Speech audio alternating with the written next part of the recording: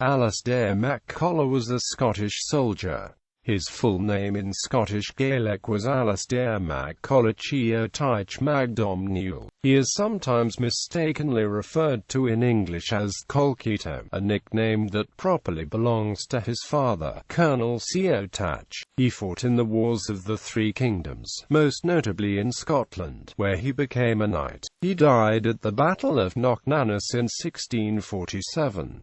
Biography. Early life. Mac Colla was born on the Inner Hebridean Isle of Colonsay in the early 17th century into Clan Domhnuill. His early life encompassed both Gaelic Ireland and the Gaelic Western Highlands of Scotland, as the MacDonalds had a presence in both countries. Like his father, Colla, Alasdair made his name as a soldier, being particularly noted for his use of a Scots broadsword called the claymore. In his young days, he saw fighting against the Campbell clan, with whom the MacDonalds had a long-running feud over territory and power. This enmity was deepened by religious factors. The Campbells were Presbyterians, whereas the MacDonalds, among whom a mission of the Order of Friars Minor had settled, were Catholics. Civil war in Ireland and Scotland. However, Mac Colla really came to prominence with the onset of the conflict known as the Wars of the Three Kingdoms. The MacDonald clan, which was spread over northwestern Scotland and northeastern Ireland, sided with the pro-royalist Cavaliers and Confederate Ireland.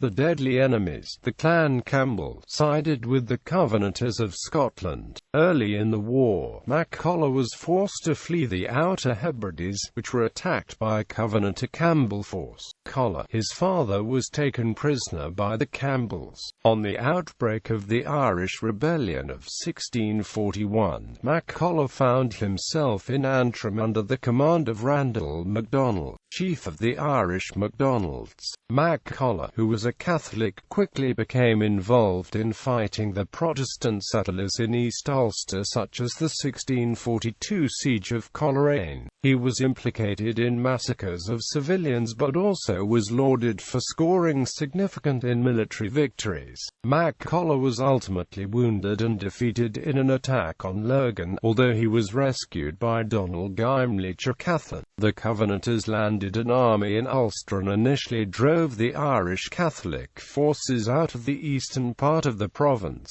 Leaving East Antrim and intending to march to Kilkenny, they engaged the Irish Catholic forces in Ulster and were routed, with the survivors fleeing back to East Antrim where they remained, taking no further part in the Confederate Wars. In 1644, he was selected by the Supreme Council of Confederate Ireland to lead an expedition to Scotland to aid the Cavaliers that are against the Covenanters. He was given a command of 1,500 to 2,000 men, mostly from Ulster.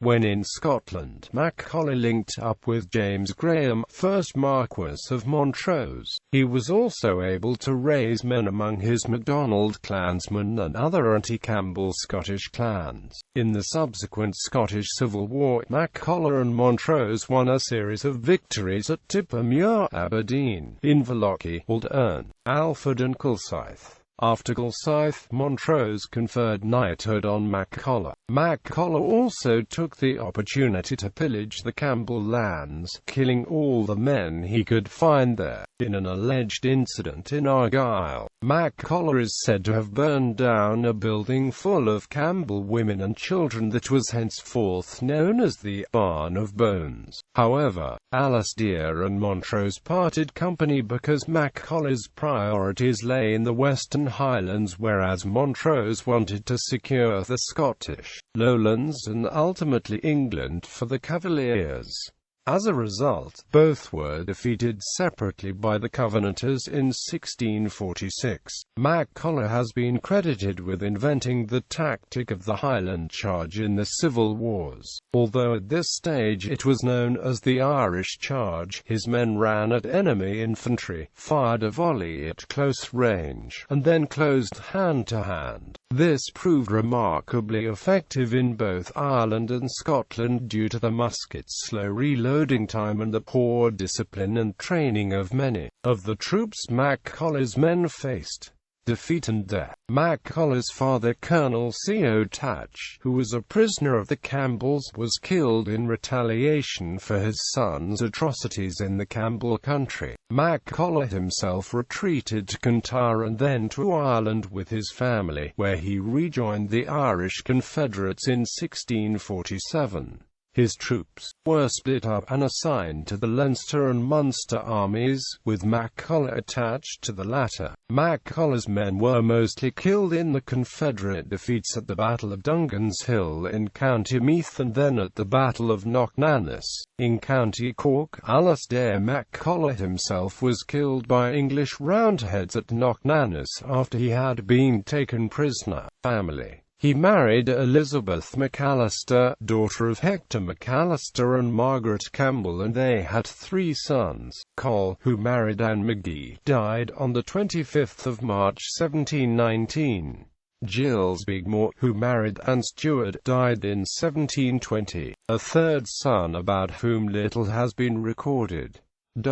After Alasdair's death the family settled at Kilmore House, Ballinluich, Gleneriff in Co. Antrim. 4 generations later Alasdair's great-great-grandson James MacDonald rose to fame as the father of Belfast medicine, founding the medical school now located in Queen's University, as well as establishing a hospital that at a later stage became the Royal Victoria Hospital. Commemoration. After his death, Mac Colla became a figure of minor folklore in Gaelic Ireland and Scotland, with songs and melodies written in his honour in both countries. He is commemorated in the Scottish Gaelic poetry of Ian Longman in Ireland by a piece of traditional music named Mac Colla's March or Alasdair Mac Colla that dates from the mid-17th century and is still performed.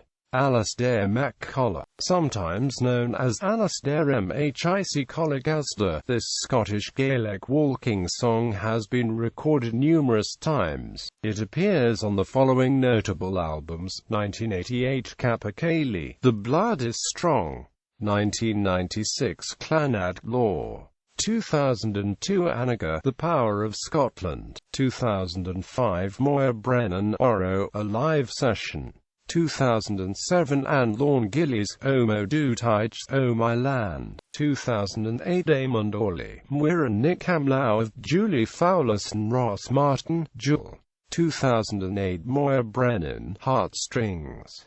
Golnar Mban Sana. Golnar Mban Sana was composed in memory of Mac Colla and his female followers. The song has been recorded under many names. 1980 The Chieftains boiled a breakfast early. 1993 Noel Hill, Tony McMahon and IARLAO Lionhead, Ashling EC Oil. 2008 Damon Orley, Muir and Nick Hamlau of Julie Fowlis and Ross Martin, Jewel.